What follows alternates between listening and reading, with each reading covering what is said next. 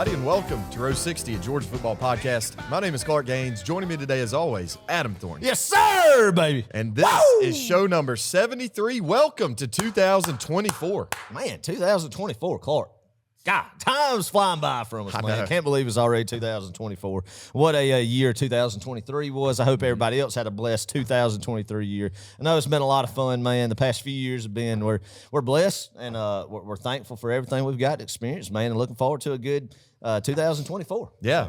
Big stuff on the horizon. Yes, sir. Not even just Georgia football, just in our lives. I feel like we got a lot going on. Been pretty wide open lately, haven't yeah. I know you have. I have been too. So yeah, it's been crazy. But it's good to be back and to talk a little bit about this Georgia football season and reminisce a little bit. And yeah, it didn't end the way we wanted it to, but I will say that Orange Bowl victory was pretty sweet. You dang right, Clark, man. I've been very excited to finally get back and recap that Orange Bowl. I mean, we've had some things where we couldn't get together and get this podcast put out directly after the Orange Bowl, but hey, we're here right now, and I love being able just to record, Clark. Record a podcast, get on this mic and just ramble. Ramble about something I love, and that's Georgia football. But yeah, I'll be honest with you. I was down kind of the beginning and middle of December with after that SEC championship loss, man. I was thankful for the season that it had been and where this program is and the couple seasons before this one and even this season, man. But I was like, God, we just an opportunity to get a three-peat right there, so close, this close with it. But then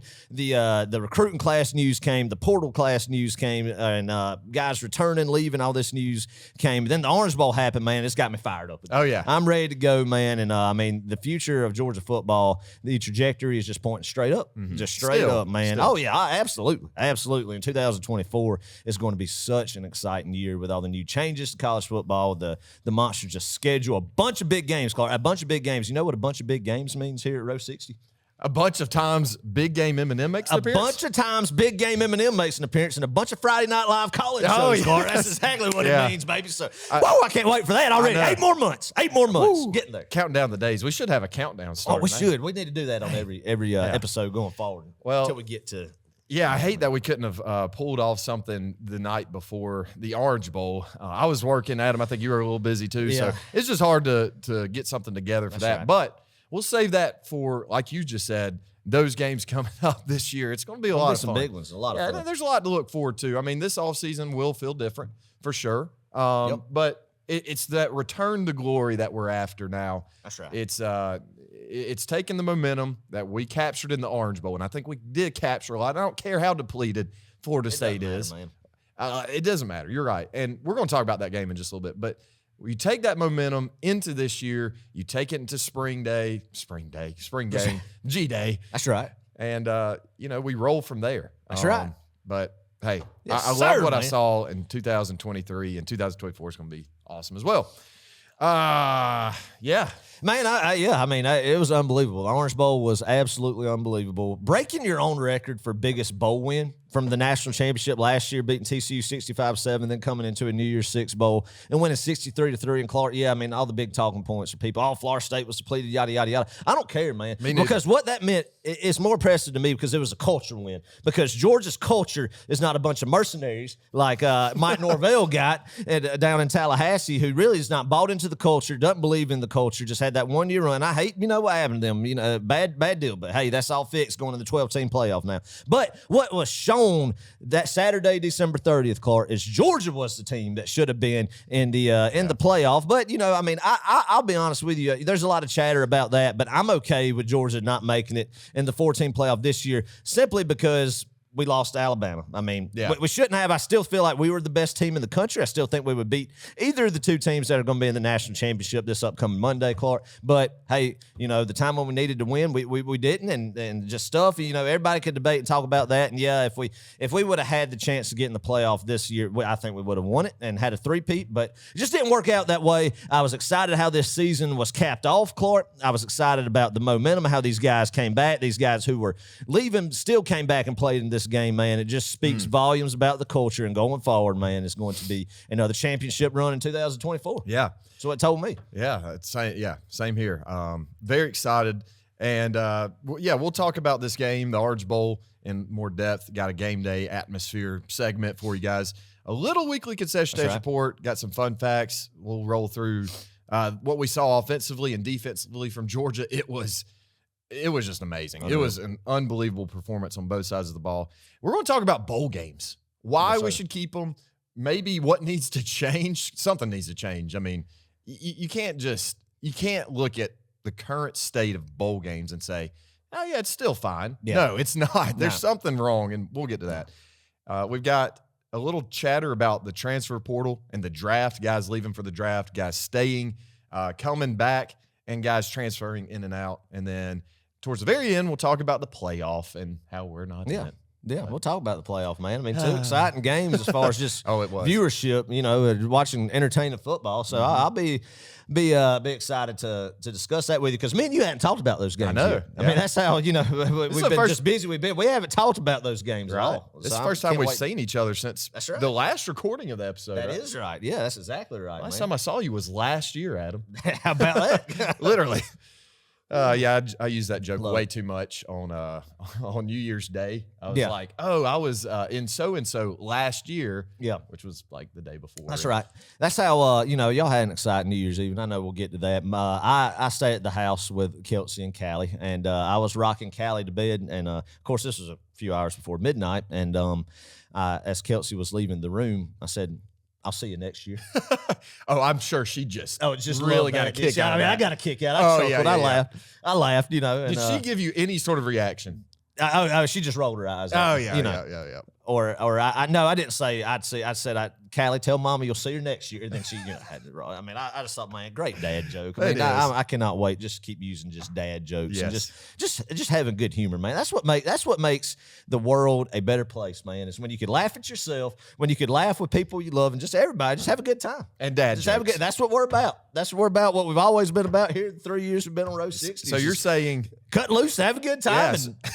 So you're saying to end like world wars and that sort of thing, we just need more dad jokes. I mean, there's a time and place for everything, but yeah, I mean, to keep the mood and the attitude up, man, a glass half full approach to everything. Yeah, absolutely. Okay. Absolutely. Right. I love it. More dad jokes, everybody. Hey, let's talk about the Orange Bowl some. Game day atmosphere. Yeah. Adam, missed you, man. Wish you could have been there. It was a fun day. It killed me. It killed me. I watched the Facebook Live videos with everybody else on Facebook, and I hated not being there, but just couldn't work out with family and everything. Just couldn't get down there this go round. But I hated every time I missed one. But just glad that you were able to go and show all of us what was going on, man. And you saw a dang good one. Yeah, we all witnessed it. I mean, in one way or another. But yeah, it was a nice overcast day. A little chilly down there. Adam. Really? I don't know how in the world this happened to us, but it was $60 to park. Now, some people they may say, that's nothing. $60 that's pretty substantial for the Orange Bowl. And I mean, they have so much parking around the stadium, like tons of lots. I mean, they were making bank. Did we pay that much when we went in 2021? I don't think it was 60. I think it might have been like 40. But definitely not 60. They probably inflation them knocked it up to a $20 bill, and Andrew Jackson bill there. So that's crazy. I mean, I bragged because the parking's great there. Yeah, I feel like when I remember when Georgia played Michigan, of course, 2 years ago in the Orange Bowl when we went, that it was neat. A lot of parking around the stadium. So you said $60. So $60. Dang. It was tough. Man. Yeah, but. I mean, where else are you going to park? Downtown Miami, and then then catch an Uber over there. I mean, you got to park in the old dirt lot there, and just you eat it and go on. Yeah. What are you going to do? I'll say it was probably about 40-45% Georgia fans in the stadium. There was actually a pretty good amount of Florida State fans. I don't know if they really showed that on TV, but it was an okay environment. The fans really weren't into it that much. I don't know what it sounded like on TV, but I know at one point in the third quarter, like you could drop a pin and you could probably hear it through the broadcast or something. On TV, it did not look like near as crowded as it was the Orange Bowl against Michigan that we were at, and it didn't really sound that loud. I mean, just kind of what bowl games that aren't playoff games are nowadays. I mean, call it like it is, Clark. Yeah. That's just the world we live in now, and Florida State looked like there was a bunch of Florida State fans, and it looked like it outnumbered Georgia fans, which, I mean, it's in the state of Florida, man. And I'm sure a lot of South Florida State fans, and then the ones that live in the Panhandle can go down to South Florida pretty relatively easy. I know it's still a decent little haul. from point A to point B there. But still, first New Year's Six game they've been in a long time. So I'm sure they were excited about it, even though they knew what they were going to be up against. But I didn't know. I don't think anybody thought, though, that they were going to be up against a 60-point blowout, though. I don't think we did. I mean, we kind of felt like, it could turn into, maybe a 40, 50-point route. Oh, yeah. We were like 45 to 10, man. I mean, probably something like that. And kind of thought, we'll see how it shows. But no, I didn't expect that. I know. I turned to Caitlin mid-game, and I said, I should have put money on this. It would have been such an easy bet because we all had that feeling that we could have easily covered. And I think the spread was only something like 20 points. And did not score a point until 4 minutes left in the first quarter, roughly around there. It's first that first is point right. Georgia Yeah, scored. I think. And then explode for 63 after that. And you have your backups in the entire second half. Yeah, and then the fourth quarter, I don't even know if there was a touchdown from like the 10-minute mark down. I think they scored 63 early in the fourth. And so, I mean, I think I'm remembering that right. I could be wrong. So forgive me if I'm wrong on that deal. But anyway, it was a massive offensive explosion, man. Defense played good. I had a ball. I was fired up. There was one time C.J. Allen came through the A-gap, man, and I was just juiced. Yes. I was juiced. I was excited. Great way to end 2023. Agreed. One last thing. I hope you guys heard this at home if you're watching on the TV, but we were doing the tomahawk chop. Were you? Mocking Florida State fans and their band. Nice. I think some people picked up on it and others didn't, but we were doing it in the entire Georgia section. It's kind of funny, but that's pretty fun. That's pretty good. Yeah. It's pretty good. Yeah. Pretty good right there. I like that. Last thing, sat in the club, Adam. Yeah. I was not with the common folks. Yeah. But I got to be honest. I mean, as nice as it was, the seats were great and everything. We got access to some really good concession stands, although they were incredibly overpriced, the food and everything. But it was a pretty cool experience. However, I don't want to sit there in a regular setting. That's right. I'd rather be honestly, and that sounds wild. It sounds ridiculous, but I would rather be with the people who really care about Georgia football. And I'm not saying the people who sit club don't.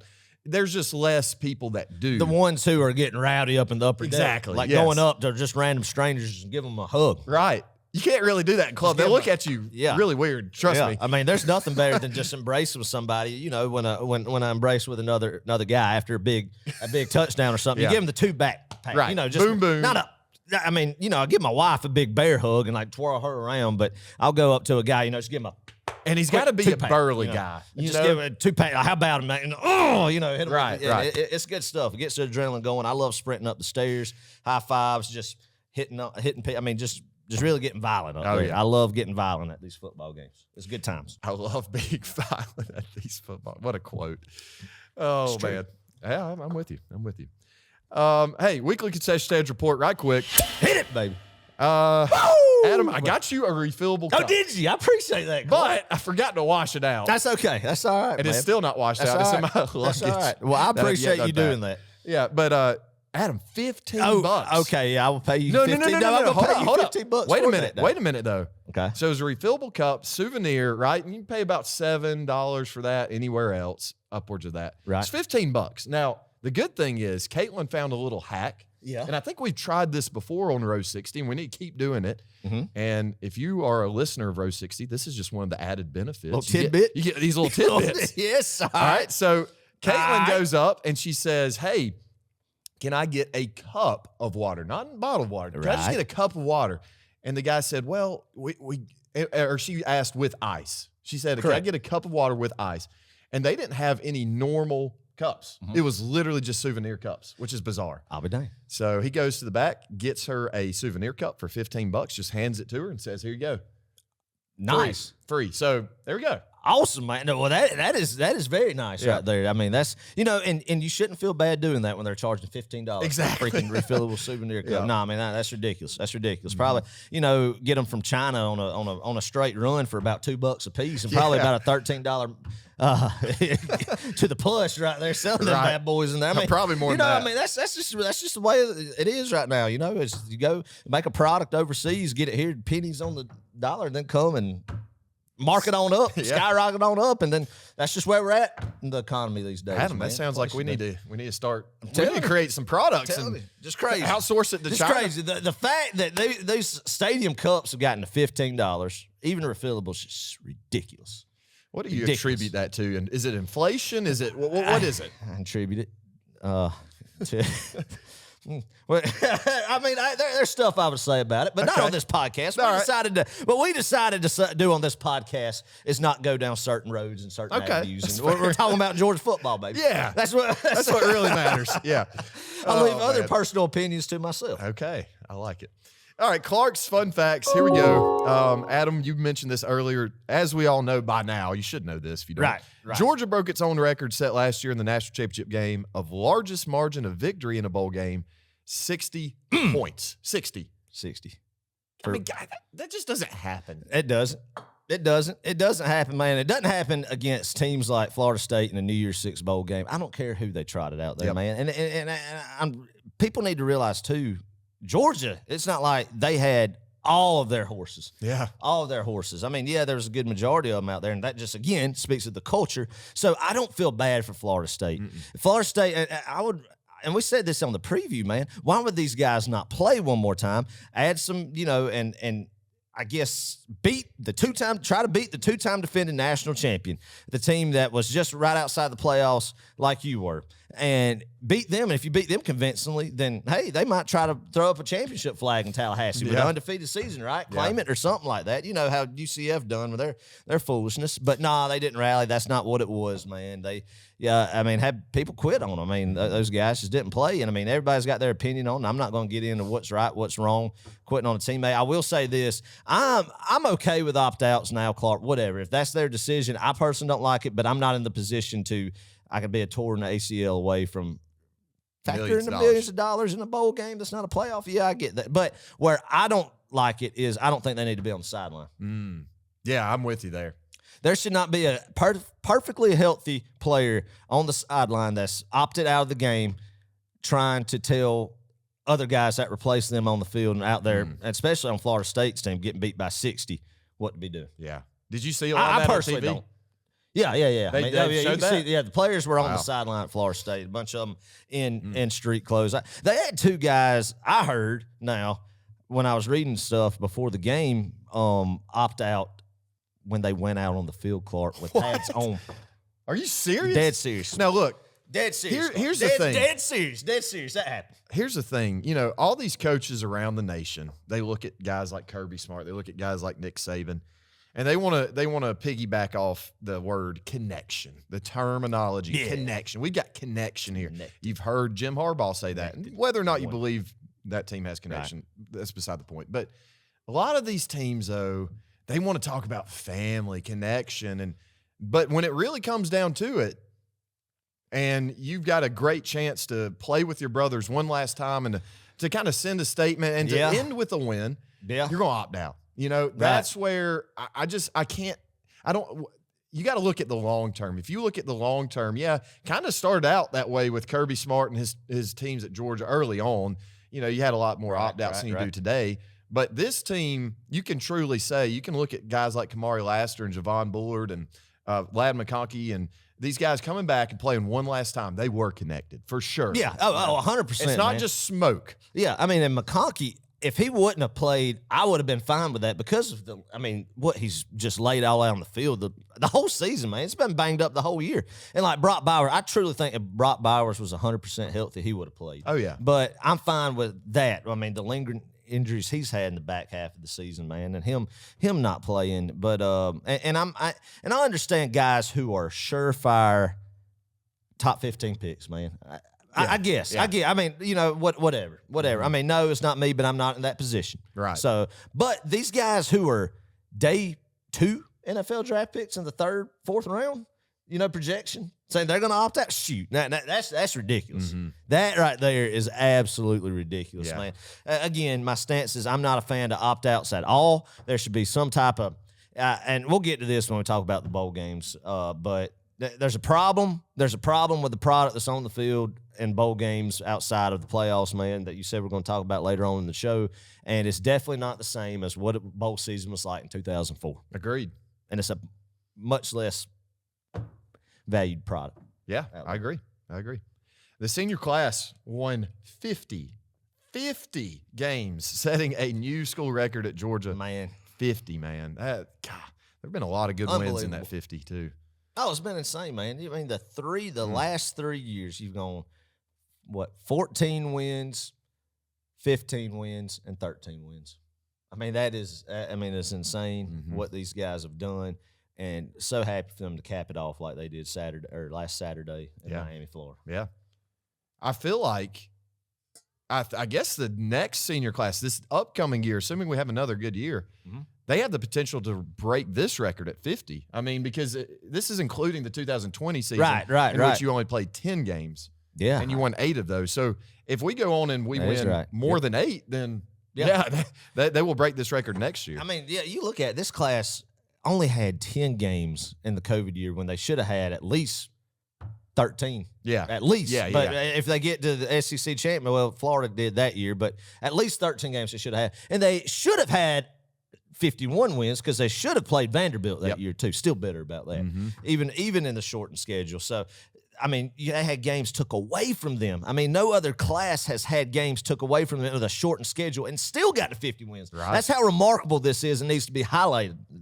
That's on the that's on their resume. It was during the COVID year when it was a shortened season for the first time in college football history. Very impressive. Unreal. What's also impressive, Georgia scored a touchdown on 9 straight drives. That is tied for the longest in bowl history. So that's streak. So really? 9 straight drives. That's a good fun fact there, Carl. I don't know who would have. That's a good fun fact. Well, thank you. Yeah. I wonder if it was us last year scoring. I don't think so. Like it, but feels like it. Wild stat there. First program, Georgia, to score over 60 points against an AP top 5 opponent. Let me say that one more time. Yeah, say that. We're the first program in history. In AP poll history. Yeah. I don't know about before 1936. That might as well be history. It might as well. Yeah.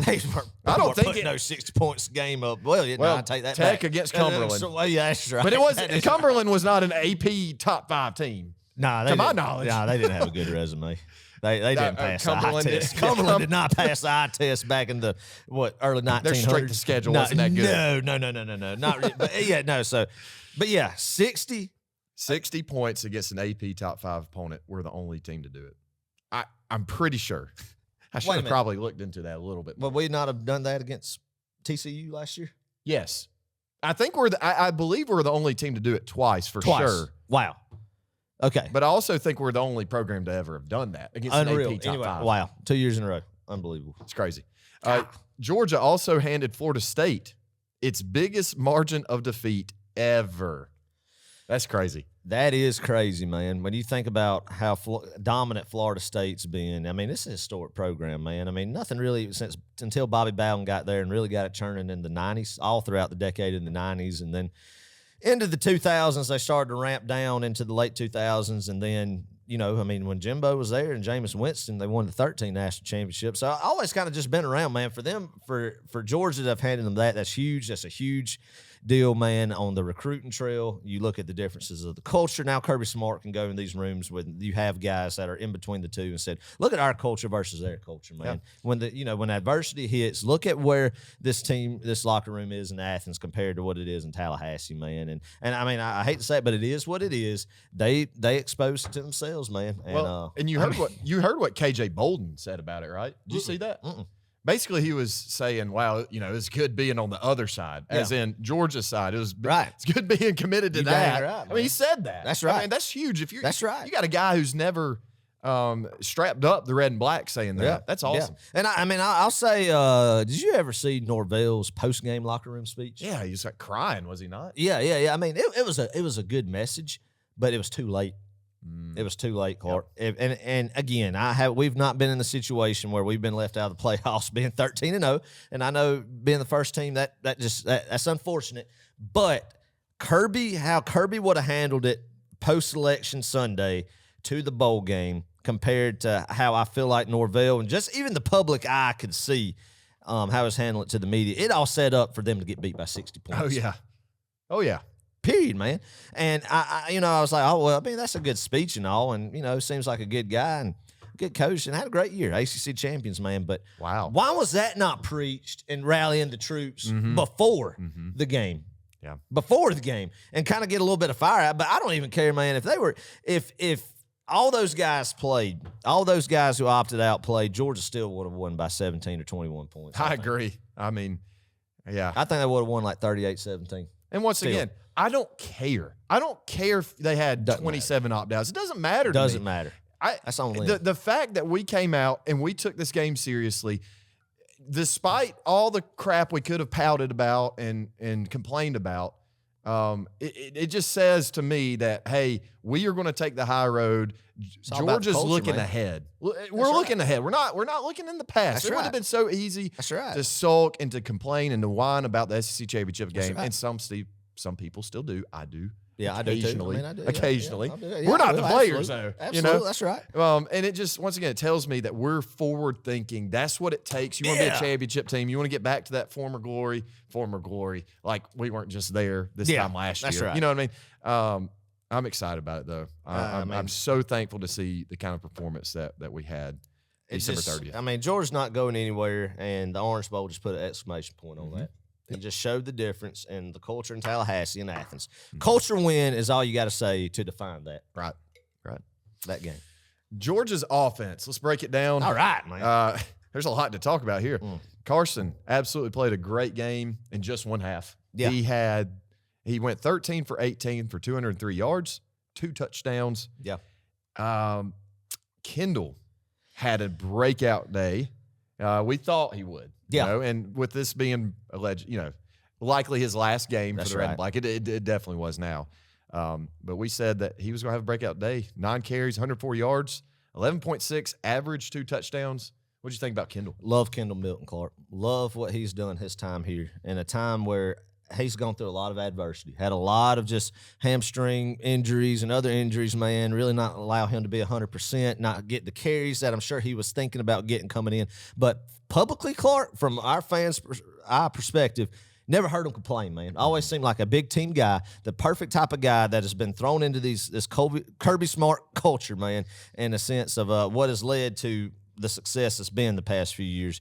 And for him to go out like he did, Orange Bowl MVP, was just perfect end of his career. You saw it when, and we talked about it when he announced early on, I'm playing. No ifs, ands, buts about it. And on the TV card, you can see right before they came out, Kirby got a little teary-eyed. Really? He got a little emotional. He was in the tunnel, and Kendall Milton was beside him, and you could just see the look in Kendall's eye. It was like he's gonna have a day. I mean, you just knew. Oh, wow. But Kirby went, slapped him on the helmet, slapped another guy on the helmet, man. And then turned away, adjusted his visor, and you could just kind of see his bottom lip quivering a little bit. Dang. Got choked up, man. And I mean, they were ready. They were ready to go, and that says a lot. Can't say that enough, man, because there's not many programs in America that can bounce back after what happened in Atlanta in early December and do what they did to Florida State. And that just shows that this program isn't just built by a bunch of transfers coming in, man.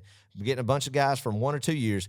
It is rooted when these kids were young in high school, the relationships, and they were developed these past few years, and they are grounded to Athens, Georgia, and the University of Georgia, man, and they care and they love for one another. And that's how, I mean, you talk, Kirby Smart's talked all the time about the skull sessions and all this I don't know, psychological stuff too that they've implemented after the 2020 season or right at the 2020 season or not. I don't know, but a lot of stuff like banding together brotherhood type deal stuff too.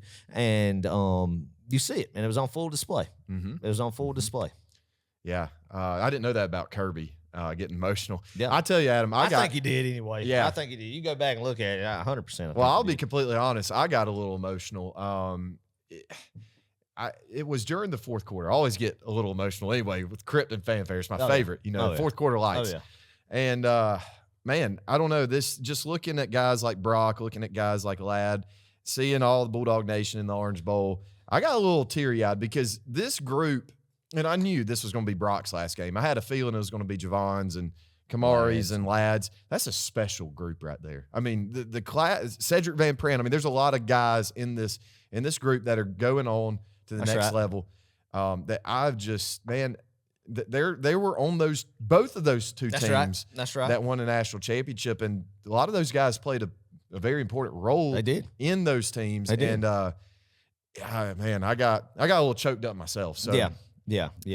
Dejon, one of those guys too, DGD, he had some good numbers, 7 carries, 62 yards, 2 touchdowns. it was also good seeing, man, Rod Robinson. Oh yeah, Roderick Robinson. He looked good coming back off his injury, man. Got a lot of touches at the beginning of the year when Edwards and Milton were banged up, and as a true freshman, and him coming in and just looking like a just straight bulldozer out there was awesome. And Andrew Paul, he got some touches as well.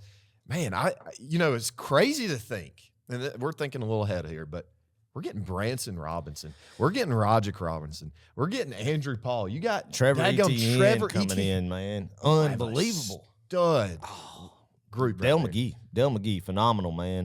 Doesn't get the credit that he deserves. He's been there since day one, since Kirby Smart was hired in December of 2015, Clark.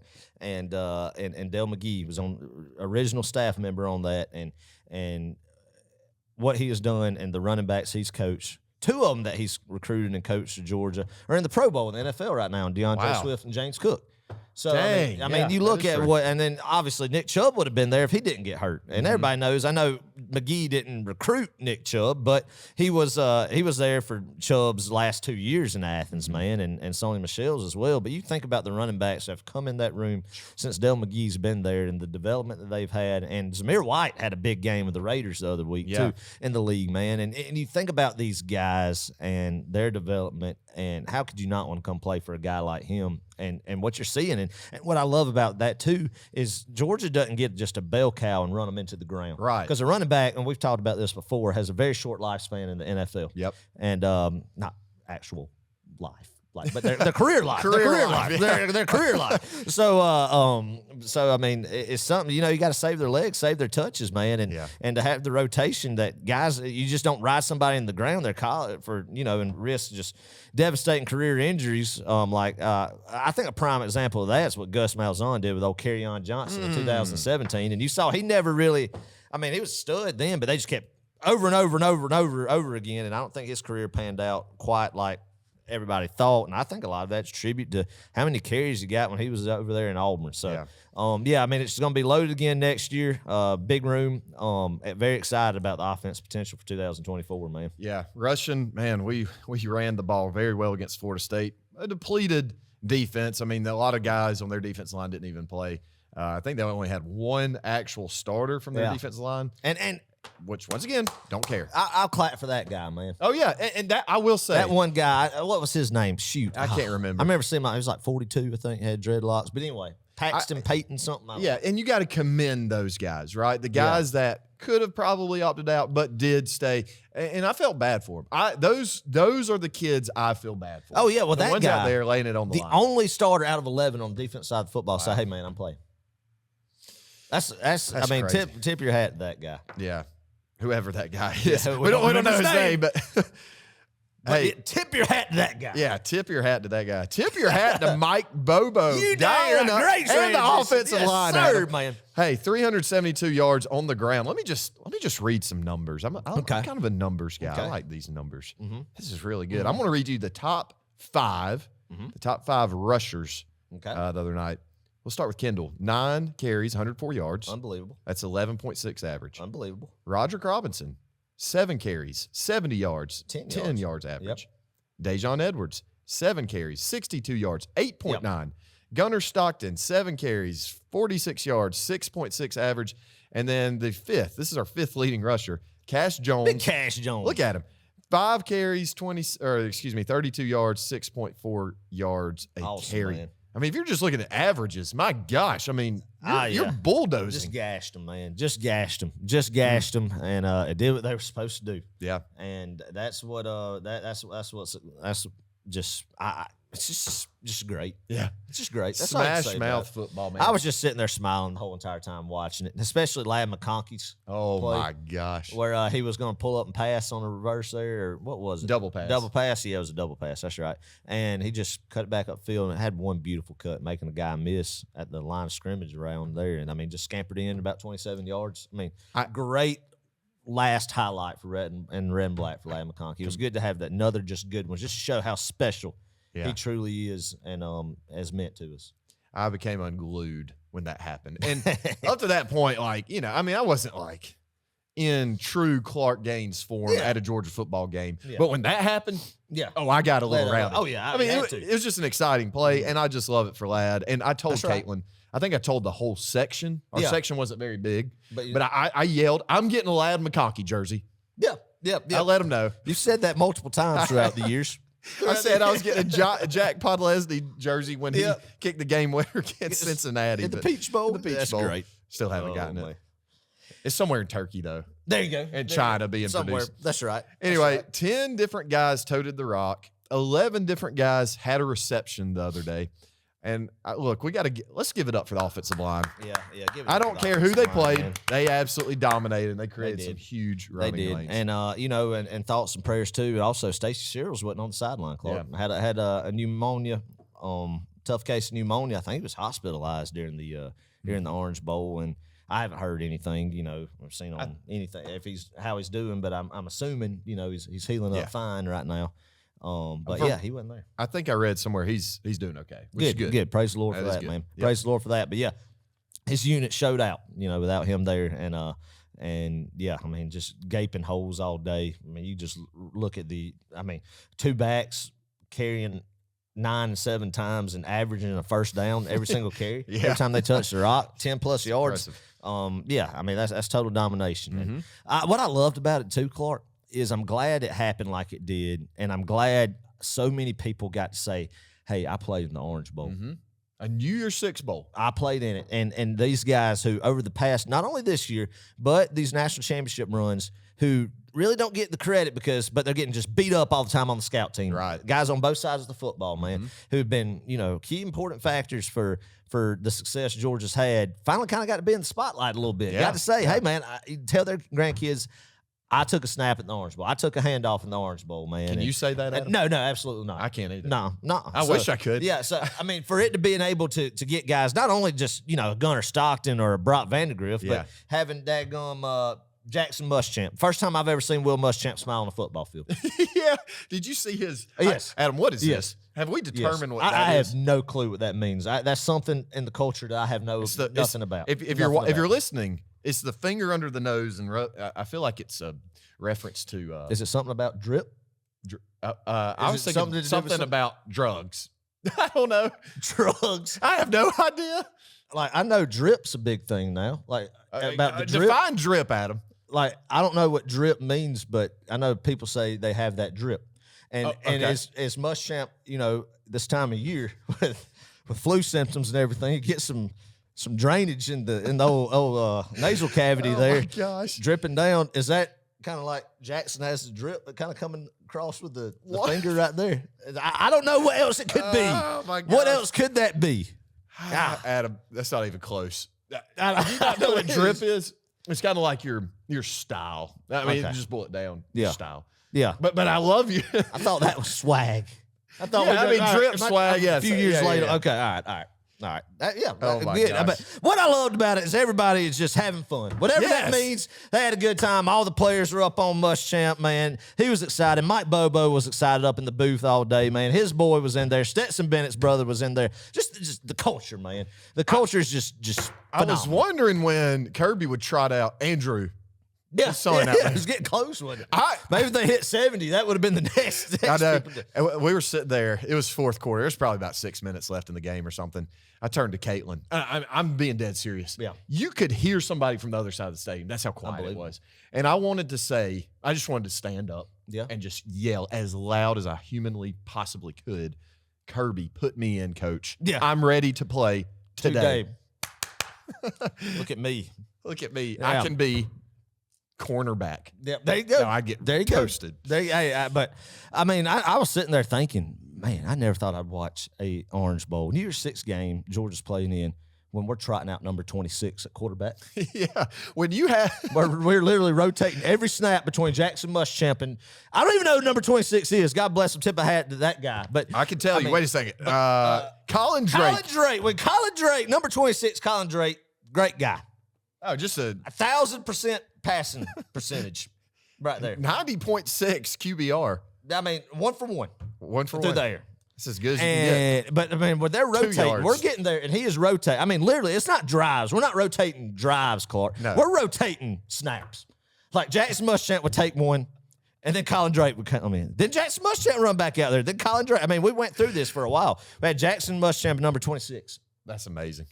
Yeah, I mean, that's when you know it is a fine, just tail whooping, baby. Yeah, you know we're steamrolling the other team when you trot out somebody whose number is more than 20 playing quarterback. Yeah. Okay. We need to touch on this before about offense. I can't believe we hadn't even talked about this yet. Clark, Gunnar Stockton, man. Oh my gosh. What was your thoughts on Gunnar coming into the second? I gotta be honest. I'm looking forward. I'm ready for another season. Carson Beck, give that to me every day of the week. But Gunnar Stockton, when he is the main man at Georgia, and I think he will get his time as QB1. 2025. I'm excited because the grit he showed. Yep. And he doesn't have it all together yet. He's still learning. But, man, his athleticism alone, it's going to be good. Well, how good he looked. Now, obviously, the game was decided. It's not like, heaven forbid, there was an injury and had to come in a clutch, big moment. Yet, even though I feel like definitely next year, heaven forbid, that does happen, he will be ready. But to get that experience, even up like Georgia was when he came in the second half, you're still in the Orange Bowl, national TV stage, and really his first significant playing time. I think he got in for a series or two earlier in the year against UAB, Tennessee Martin, one of them that Vandergriff had a few series, and then he came in for like the last ones. But this is his first significant collegiate playing time, Clark, and I thought he did good, man. I loved his wheels. I love his ability to extend plays, and he's going to be good. He's going to be a good one, and he's going to be a great one to have as number 2 on your depth chart next year. And what I love about him is another guy like we talk about with old Pug coming in next year is he's a guy who had all these quarterbacks committing to Georgia, all this, stacked quarterback room. He said, I'm coming to Georgia, and as far as I know, he hadn't wavered, man. And I think he was going to pass Vandergriff anyway in this offseason. I think he would have. And I've always kind of been a Stockton over Vandergriff guy. Not saying anything bad about Vandergriff. I just think Stockton was the better recruit. Man. He has got that dog. I think he's better. Let me teach you a saying. Yeah. You may have heard this. Hopefully you've heard this. But if not, you're about to learn. He's got that dog. Oh, yeah.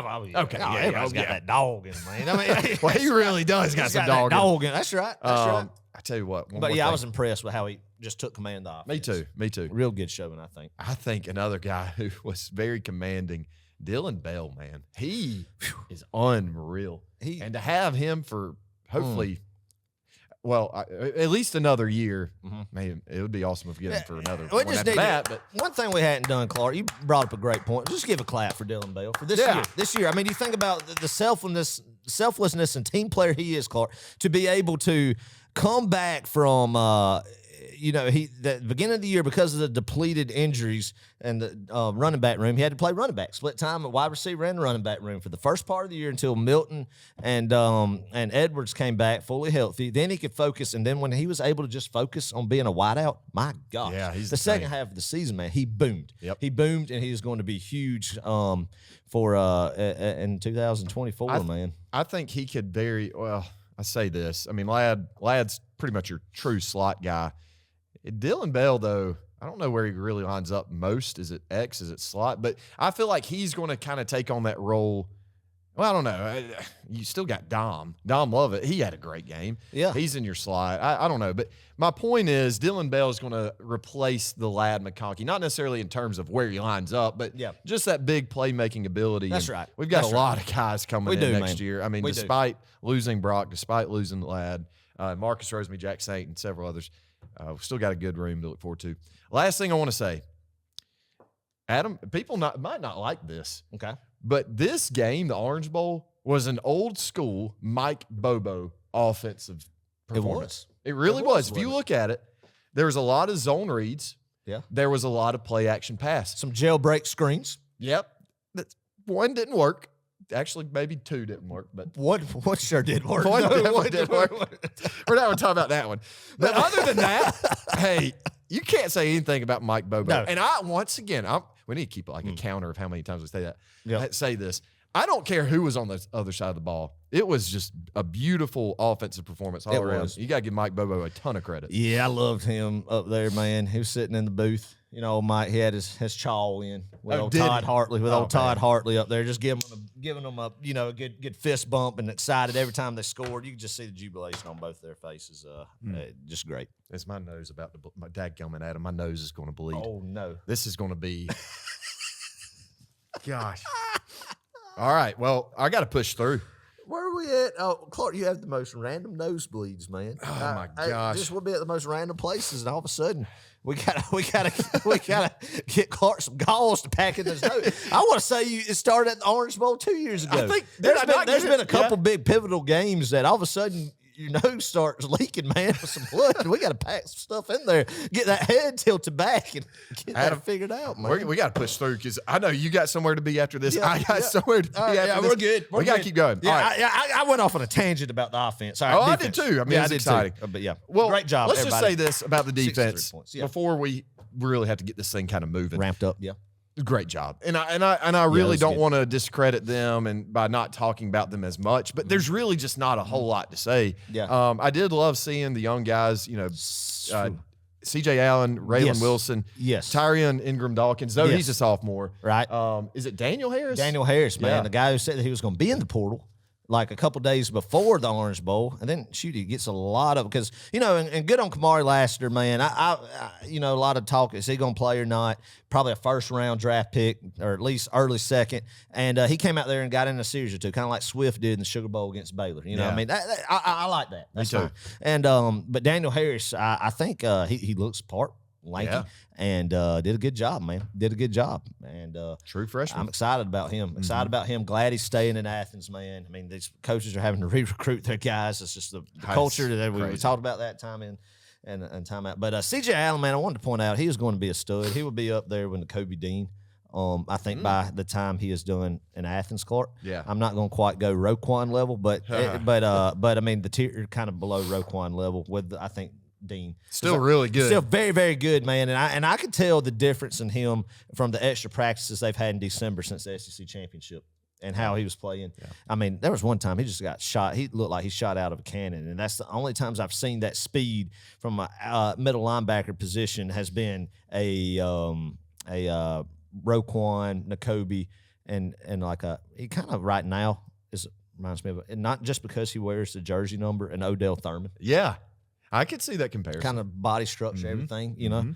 So, like that. yeah. So, I mean, he just looked like he got shot out of a cannon coming in the A gap right there and just smoked. Yeah. Florida State's quarterback. He's going to be good. They tried a lot of different things. Stat linebacker, Florida State did. You know, they had their third string quarterback. I don't even know. Yeah, old Brock Glenn. Brock Glenn. That's his name. Glenn. Still don't. Yeah. Man, they tried a lot of different things. They tried the Wildcat, and that's kind of worked. But man, I tell you, they got a little bit of positive yards. Yeah, Wildcat. Yeah, not much. Not much. We held them to only 63 rushing yards on the day and 146 passing yards. And I mean, they had the ball for quite a while. Yeah, they did, man. But yeah, great job by the defense. No touchdowns. Bowed up the red zone visit Florida State had right there and forced a field goal.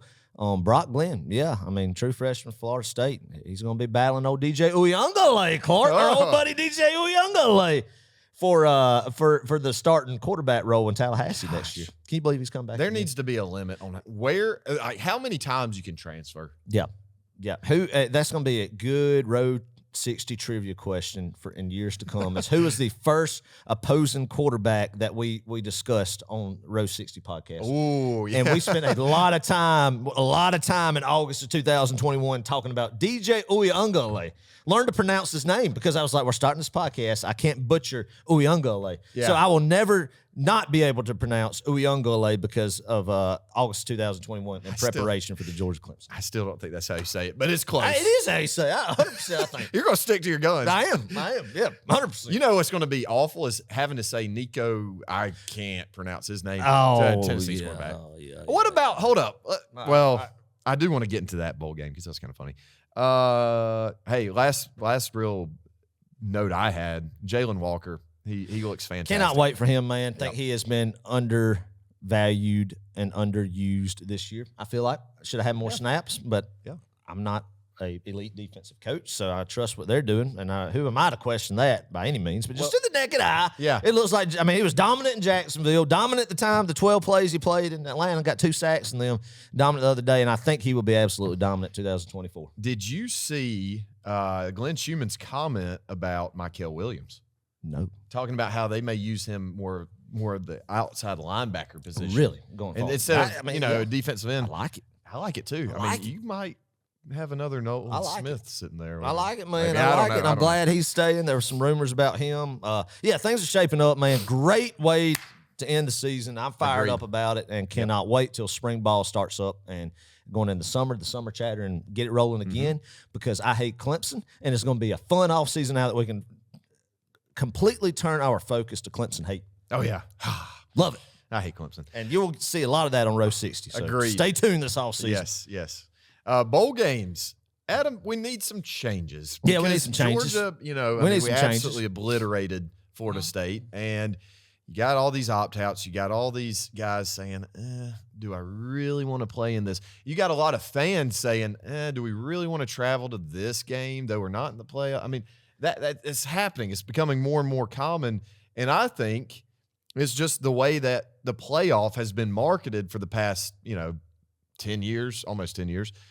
It's like it's playoff or bust. That's what the feeling is. Yeah. And if you bust, you're just totally checked out, right? How do we change that? Especially when they're close to and I mean, even these teams that, I mean, let's just be honest with you. There's a lot of vast majority of college teams in America, 85% of them really do not have a chance to go to the playoffs. No. Realistically. And even their bowl games are still not, highly. I've heard of this thrown around, and I've thought about it. I said, I might get pretty fired up about this. Clark, what if you did week 0 bowl games? Matched up opponents with kind of similar, in the tier levels. Yeah. And did like how you have these kickoff games. Instead of the kickoff games, they basically be at both sites, and you kind of make it evenly matched game, man. Week 0, I would be fired up about that. Everybody, viewership and attendance, I think, would be better because everybody at that point in time will watch Delaware versus New Hampshire at that point, and on August 28th. So instead of playing bowl games in the month of December, are you saying you shift that to and you push it all the way back to August? Yes. And then of course have your playoff after that. And no bowl games. If you don't make it the playoff, you're done after conference championship regular season. Wow. I kind of like that. I mean, that'd be weird. I mean, people aren't going to opt out because it's essentially your first game of the year. Yeah. And you match up against an even opponent in a neutral site. Fans are excited. Like I said, people are dying for. I mean, when it gets to about the middle of July, I will watch any live football. Yeah. Any live football, man. Any live football. Like I said, I mean, if Delaware, if the Blue Hens are teeing it up, I'll watch it. Okay.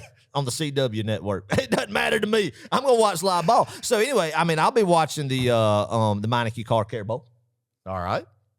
I'll watch the New Orleans Bowl. I'll watch the Motor City Bowl. I'll watch the Bahamas Bowl. All that. I mean, I still do because I want to savor college football in December. But if you did it in August, that would be fun. I guess the weird thing, though, would be matching up. And like, let's say you lose a guy, like you're Georgia, and you lose a guy like Brock Bowers. Maybe this isn't unfair. It can still happen in week 1. I guess what I'm saying is if you lose like a program guy and then your team is just decimated, that wouldn't be Georgia. We're not at that level. But I'm saying if for these smaller schools or teams that just aren't as good as Georgia, we'll call it as it is, you lose that kind of a guy, then you're not as evenly matched up. You know what? Going into the next season. Well, does that make sense? Yeah, but you're still. I mean, it just is what it is, man. Here's what it is. Just do it, and that's an interesting way of doing it. I mean, schools get paid, make their money off of I think bowls would be because fans would travel to it more with the excitement of the season to come. Because it's not like it's a glorified scrimmage as people like to call bowl games now. Yeah. It's actually going to be the beginning of what your football team has, and I don't know. I mean, we'll see. I mean, that's. I'm just trying to think of just ways, and I heard that. I forgot who. Talking Head said that. I was like, that's pretty interesting. I think one thing too, I heard this somewhere, you pay these, and the bad thing about this is the schools they can't really control this, but the NIL deals, contracts should include somewhere where you earn 60% of your deal in the season and you earn the remaining 40% after the bowl game. Now that will fix the opt-out. Sure. If there's a premium for the players to an incentive or insurance, whatever for the draft picks, depending on where your NFL draft projection is, whatever, that, that's all above my head. But if there is an incentive to play in the bowl games, that fixes like the opt-out situation. Yeah. But if you're talking about fan interest and having more attendance and viewership to these bowl games, Clark, because I even think that's down. Yeah.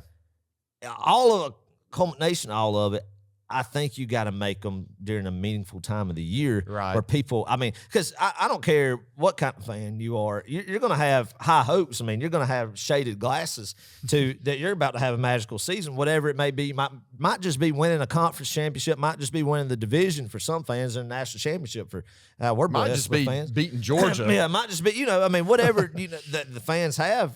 Their expectation for their schools, man, you're going to have that in the preseason. Everybody's with it. So that's going to say, hey, I'm going to go to Birmingham, Alabama, and watch the Birmingham Bowl. Watch my team score away in the Birmingham Bowl because I'm excited about what kind of team we got coming in, Yeah. That maybe, or you just do away with them and just do the playoff. And I hate that because I'm more for more football all the time. Let me ask you this. Give me more football. What would how obviously we have March Madness, but then you also have the NIT. Yeah. What if you did a version of that in college football, kind of water it down a little bit, and you play for a consolation trophy? You have a playoff within that. I don't know. I'm just thinking. Yeah, I don't know, man, but they're definitely. I think the bowls are on life support. Yeah, and that's sad. It is. It's sad, man, because even growing up in 2003, 2004, I'd be fired up for an Outback Bowl. Yeah, Capital One Bowl was a pinnacle, and then Sugar Bowl was a dream. Mm-hmm. But now that's just not the way of it of football anymore. And something's got to be done, man. And people who make a whole lot more money than we do need to figure it out. Yep, give us a good product. Well, I will say one last thing about bowl games. Did you see the Pop-Tart Bowl? Now that was good campaigning and good advertising. See, that's the stuff. I think that's what you got to have. I think to me, you want to keep some of these bowl games alive. You do stupid marketing stuff like that.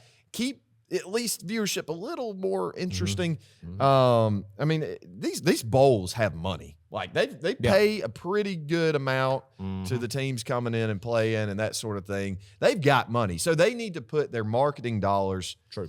Less to the teams and maybe more to hyping up the event more, bring in some fun, artists, music, have a good halftime show. Have a DJ. Yeah. Yeah. Give away free stuff. Everybody loves free stuff. Yeah. Absolutely. I don't know. Absolutely, there's ways of fixing this, but it's got to start from the top. And somebody out there doesn't care enough, I don't think. Well, how do you market fans come to Birmingham, Alabama? You don't. I feel like some of those bowls need to be added. Not all of them, but some of them. If Georgia's playing in the Motor City Bowl, are you going to be fired up to go to Detroit? No. So, I think you limit the bowl games you have and like the ones in Tampa, Orlando, even in Charlotte, that'd be fine. Stuff like that. And figure it out. Yeah. Preseason, whatever, just cut the number of them and make it more prestigious to get that. And I think, too, college football's done it to itself because now you get 5-win teams. Teams go 5-7, get a bowl game. Everybody gets a bowl game. When coming up, it used to be there was a limited amount of bowls, and it meant something to play in a bowl game, even if it wasn't for a national championship. And that's been watered down because of the number of bowl games now. Everybody and their brother, you get in a bowl, you get in a bowl, you get in a bowl. You got 5-7 Central Michigan versus 5-7. Who's a Conference USA team that we could talk about? 5-7 UAB, Clark. Yeah. And squaring off at the New Orleans Bowl on December 16th. Wow. It really gets the excitement. The excitement. Oh, anyway. My gosh. Yeah, we'll have some more conversation about bowl games, and we'll see what the 12-team playoff does to the remaining bowl games. Yeah. Let's talk about this. Transfer portal right quick. Guys in and out, guys staying, guys going on to the league. Yep. Going out, and this is as of the recording of the last episode. There's only been one other guy that I've heard leaving, transferring out of Georgia. CJ Smith, freshman wide receiver. I think I've heard. That's about it. Yeah, CJ Smith, man, looks like a talented guy. But probably just getting past in that room, especially with the additions of Michael Jackson, Kobe Young, and everything. So, yeah. Did you just say Michael Jackson? Michael Jackson. USC wide receiver, man. He's going to be we've got to start hyping him up. I think he needs to wear one white glove. If the ball is thrown to him, it'll never land on the ground. Better not. Oh, is that a reference? Come on, help me out here. Clark. What's your reference? I know it has something to do with Michael Jackson. Neverland. Oh, never. Oh, I see. Okay. Sorry. That flew right over me. That's a good one. Do you think his touchdown celebration will be the moonwalk? Yes. I mean, we need to. We really. Does he do the moonwalk? I think we need to run. Does the moonwalk? We need to play Billie Jean when Michael Jackson comes out. He gets a touchdown. Billie Jean is not my lover, and just had the whole stadium, all 92,000 of us, put our arms together. We need to consult with our official Sanford Stadium audio man, Rick Burkhalter, up in row 60 with us to see if he would be for that, if that would be good for the stadium atmosphere or not, and then go from there. Yeah. Oh man, I wonder how annoyed he has to be. Just incredibly annoyed by his name. Sometimes I would imagine. But yeah, all the Michael Jackson references that he'd be getting. Yeah, I'm sure. Yeah. Oh man. But yeah, 6-foot receiver should be a good addition. Julian Humphrey, what is his deal? Flipping back and forth. I'm glad. Wild West, man. I know he decided to stay. We saw a picture of him and Will Muschamp and his family. His coach has got to be worn out. I mean, this guy was on the roster all year, and you have to go re-recruit him because I guess A&M threw some money around at him trying to get him or somebody. And Muschamp, they're doing an in-home visit for a guy that's currently on the roster. Glad he stayed, though, because, I mean, it seems like he's a special talent. And we'll see. We'll see, man. I'll be honest with you. I don't have social media, but I saw it on a forum or something that some of the screenshots of the teammates and ongoing DBs, like what Bullard and Lassiter said. Some people are pretty irritated with these annex. I'm hoping that teammates get irritated with these annex in a sense. But I mean, these kids, are trying to get a payday right now. And I mean, I think they have family members probably pressuring them, man. And they're young, 18, 22-year-old kids, and uncles and aunts and dads and moms are saying, let's go. And I mean, you can't fault anybody for that. Can't fault how they're feeling. But I hope a lot of them, especially at the University of Georgia, what Georgia has to offer is look at the people Georgia has sent to the league. Yep. First round, second round draft picks, generational money. Don't take a quick $1.5 million here, even though that's easy. That's easy for me to say because right. I don't know what I tell you, I know what I'd do if I was offered $1.5 million right now. But for them, though, have the potential in just 3 years or a year or 2 years, hey, you stay here, you go make $25 million. Exactly. But if you leave and go somewhere else and get behind a bad offensive line or play in a Alex Grinch defense in the Pac-12, you could get buried and become a third-day draft pick or something. I mean, it happens, man. It's true. It's true. And that's the difference in millions of dollars. So. That's what people need to be telling these young kids that really care about them and not just looking for a quick cash grab. Yep. All right, ran over. Daniel Harris, he is also staying. There was talks of him transferring, but he is staying. That's good. Yeah. Trevor Etienne, as we mentioned before, from Florida. What a smack in the face to the Gators. Love that, man. I'm so happy for him. I feel like there should be bad karma for guys who transfer to rivals like Tresman Marshall, Jermaine Burton. Tresman Marshall, he had a missed assignment on the Michigan touchdown run. He was a linebacker that got sucked in, man, that opened up that pulling guard to get up to the third level, get the safety that Corum eventually scored on. And one of the lowest grade linebackers I saw a tweet. For Alabama this year. And then everybody knows about Jermaine Burton. A.D. Mitchell tried to have a third playoff winning catch, and it didn't happen. Nope. So, but unless you transferred it from a rival to Georgia, then you got good cover. That's good stuff. Good juju. So that means that Trevor Etienne is going to rush for like 175, 200 yards, 3 touchdowns in Jacksonville this year. Boom. Oh, God. What if he did the Gator chomp? Oh, I'd go crazy. Oh, man. I'd lose my mind. I might get a Trevor Etienne jersey if he does that. Oh, yes. So weird to say because I didn't like him. Well, I say I didn't like him. I didn't root root a big for him. Etienne fan because I didn't like his brother because I hate Clemson. Yep. I hate Clemson, especially that area of Clemson football. Every area of Clemson football. So I can't wait for Clemson fans to see an Etienne run all over them. Oh. I cannot wait for that game, Clark, because we're going to see how much separation is between Dabo's culture and Kirby's culture that's been in 3 years since that first weekend in Charlotte, because it's separated a lot. It has. They've gone in two opposite directions from that Labor Day weekend in 2021 in Charlotte when Georgia won 10-3, and you're going to see that come Labor Day weekend 2024, baby. Can you tell we're excited about that game? God, it's going to be fun. Guys leaving for the draft, man, wish all these guys good luck. And we thank them publicly on Row 60 for what they've done for the University of Georgia, man. Cedric Van Pran, Brock Bowers, Ladd McConkey, Javon Bullard, Kamari Laster, Tyke Smith, Dejon Edwards, Amarius Mims, Marcus Rosemary, Jack Saint. We're probably leaving off a few, but those are that's a good group right there, man. They will forever, to me, they're DGDs. They will be DGDs. And that's not thrown around loosely. They earned that DGD title. Every single one of them did. Yep. Very proud of them and hope they have a lot of success in the league, and I'm sure they will.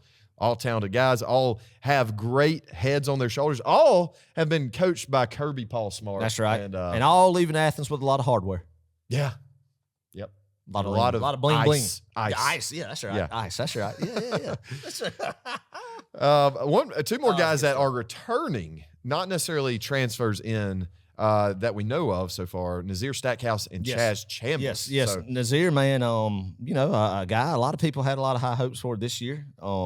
I think, had a good year, and I think he's going to just have an even better year next year. Good to have a veteran guy like him on the line when you have the young guys this year, the Christian Millers, Jordan Halls, Jamal Jarrett's, stepping up again. So, I think everybody knows that defensive front play, outside linebackers, defensive line has got to be better than what it was this previous year, I feel like, Clark. I mean, it's not saying it's not bad at all, but, in Athens, you expect it to be elite. Yeah. Not just great, elite. Yep.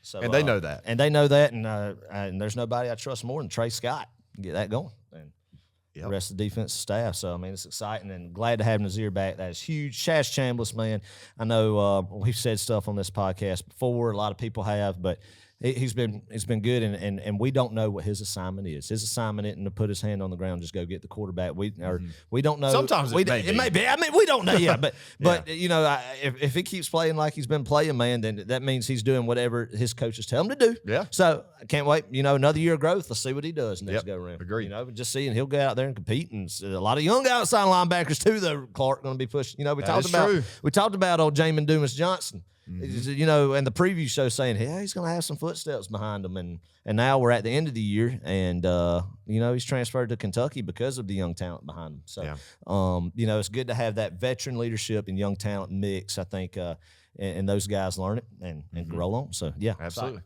Well, a heck of a 13-1 season for the Dawgs, man. 7th straight. New Year's 6 game, just bludgeoning against Florida State. Slaughter. I love seeing it. That's something. Lots of momentum. That's something that we do not need to take for granted. Is essentially the BCS New Year's 6 bowl games, 7 straight up. 7 straight up. That's crazy. Unreal. Oh, man. Well, speaking of New Year's 6 games, let's just briefly talk about the Rose Bowl and the Sugar Bowl just right quick. 2 phenomenal playoff games. So much fun to watch both of these. I was watching them at MCO, Orlando's airport, and we got some good Wi-Fi on the plane. Got some good Wi-Fi? Yeah, so we're watching it, and I noticed on the plane were a bunch of Tennessee fans. There were probably like 20. Oh, yeah, because they played in the Citrus Bowl. Yep, they played Iowa. Yeah. And there were a lot of them flying back to Atlanta and then just driving up to Tennessee. But, I don't like Tennessee at all. No. There are very few amount of fans that are my friend, like Tennessee fan friends that I have. True. I don't have many. True. But I will say we got along on that plane ride. Oh, did you? It was hilarious what happened. So I was sitting beside a guy who was a Tennessee fan. Actually, there's 3 guys. They were all buddies, whatever. And me and Caitlin were on the other side of the plane, and we were watching the game, right? And I didn't know this, but they knew this because I guess they looked over at me also watching the game, and I had it streaming. It was, late in the 4th quarter. It was actually the last few plays of the game, and I was sitting there just, knee bobbing. I wanted Michigan to win. I was pulling for Michigan. I hate Alabama. I don't care. I really don't like Michigan either. But in this scenario, this case, I guess I've just been so bitter about Alabama. Yeah, I was pulling for Michigan. It was a win-win. It was. But, yeah, it was sweet. Or maybe it was a lose-lose. Yeah. Anyway, so I was personally pulling for Michigan. You may not have done the same, but anyway, they were 30 seconds ahead of me in their stream. And so I was watching the game. It was the last play. They had already seen it. And I didn't know that they had already This seen is it. in overtime? Yes. Yeah, This was in overtime. And this I was was right the there. Jalen Milroe play. Right. This was Jalen Milroe play. And so I watched it. Obviously, they ran that quarterback draw. Such a stupid play. I think it was designed to do something else, but stupid play. And I just, as soon as he fell to the ground, I gave a big fist bump and I just said, yes. And, let loose a little bit. And the Tennessee fan, I looked over to them.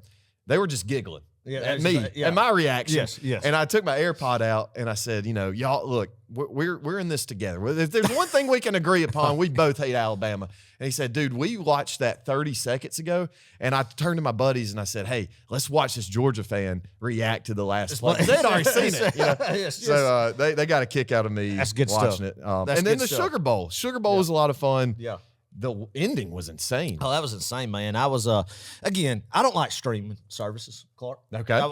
We've established this fact that, Kelsey decided we were going to cut the cable, get some Hulu streaming, right? Well, just so happens we can watch every episode of Friends that she wants to watch, reruns, or Walker, Texas Ranger, Everybody Loves Raymond, whatever.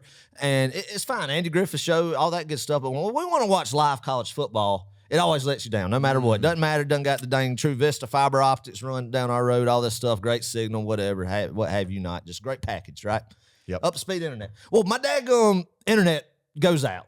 Like, Really? it's getting the buffer, the wheel of death, the buffer, like in a pivotal moment, the sugar. I freak out. And every time I do this, Kelsey rolls her eyes. And I said, when I want to watch live college football, this thing just always, just what in the world? I was like, I'm coming down the shop, get on the DirecTV, watch it, all this stuff, whatnot. And she's like, no, just go get my iPad. So I laid in bed and watched it on her iPad at the end there. I could not believe the ending of that, though. Yeah.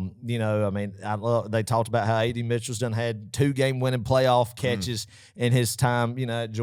And, of course, they were trying to go back to him, and they about pulled it off. Kalen DeBoer, I think, is a heck of a coach. His record speaks for it. He's won everywhere he's been. Unbelievable offense. I think they're better than what I expected, even though I don't think they would beat Georgia if we played them. But definitely impressed me watching them. And Michael Penix is good. But as good as DeBoer was, they about blew that thing. Mm-hmm. It was, everything that could have gone wrong seemed to go wrong there towards the end. A.D. Mitchell, if Quinn Ewers throws a better ball, he might have another game-winning playoff touchdown catch. But what about they went to the experienced guy there? Yeah, I was glad to see that it was batted down, and I'm glad to see that all the Georgia transfers that went to the schools that are in the playoffs are leaving with no national championships or playoff wins at their new school. I guess.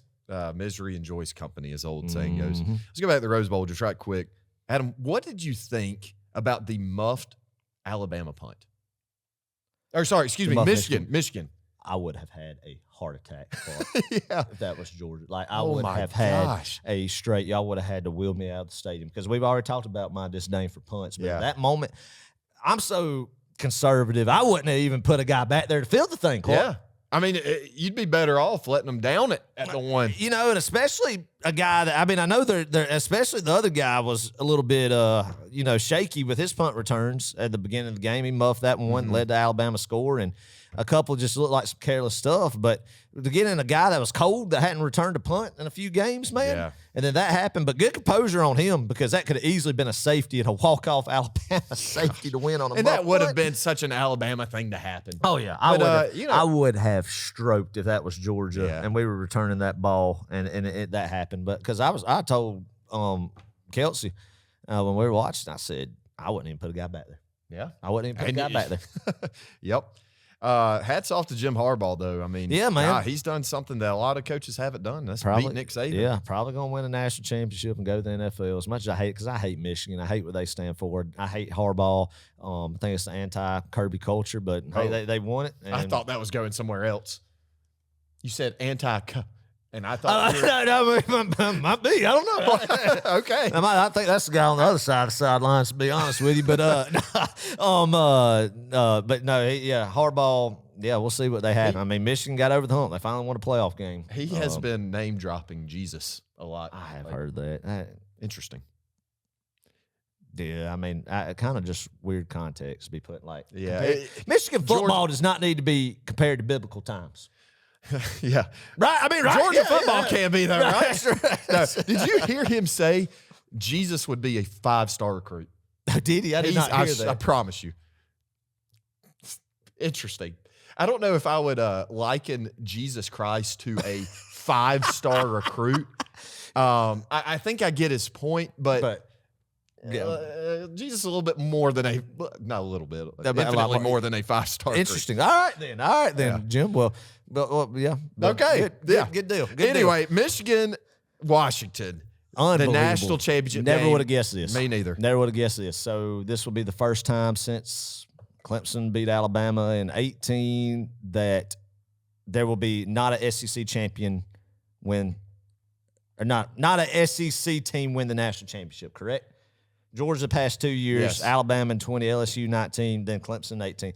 This will be the first national championship game without an SEC champion or SEC team since Oregon, Ohio State. Right. The first inaugural playoff, right? Yep. So the first playoff and the last playoff are the only 14 playoffs that have not featured an SEC school. It's fitting. Wow. Unbelievable. Yeah, Clark, well, I mean, this game. I got to be honest. You got a lot of juice for this game? I don't really.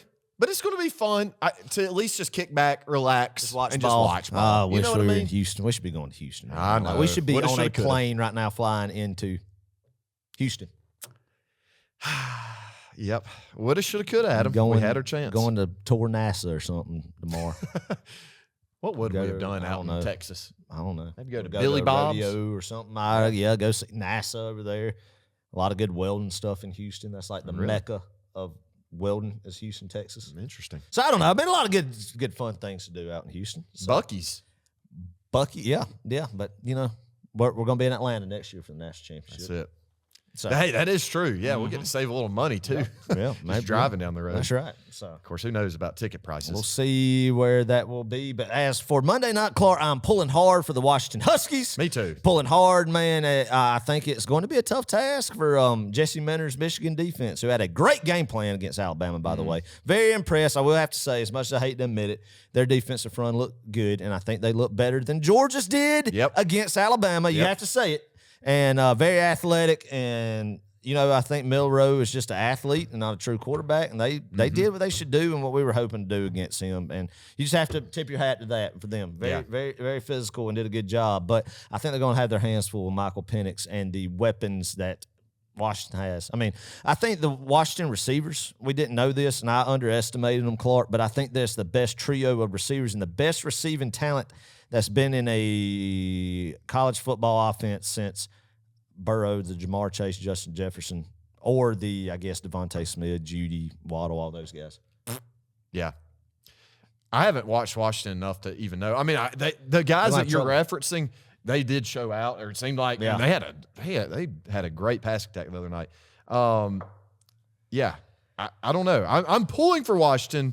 I'm going to assume that Michigan is going to get a about 3-point lead late in the fourth and just hold on to it. That's kind of my gut feeling. I agree. I think Michigan will win, but I think it'll be another 4-quarter game. Yeah. It ought to be fun. It'll definitely be closer than last year's national championship in Los Angeles. I'm going to go out on a limb and say that. It will not be 65-7. Yeah. Oh man, that's so sweet. I might watch it this week just because we're getting up on the year anniversary. Let's do that. Because we're talking about, and we're kind of reminiscing here a little bit about Georgia last year. I want to pose this question to you. Yeah. We've got all this national championship gear. We wear this stuff. We've got stickers of our national championship logo the past 2 years. Yeah. At what point, and maybe we need to consult our friends down the road in Auburn, Alabama, or Clemson, South Carolina, and ask them what the standard is for this. But how long after you win a national championship can you keep that gear kind of out and about public, until it starts becoming embarrassing. Right. Auburn's way past that point. There should be no Auburn. Clemson's coming up on it, I feel like. Coming up on that. I don't know, because I got stickers. I got both national championship logos. I mean, you see it in this room. That's going to stay up till Gabriel Horn's sounding we all go home.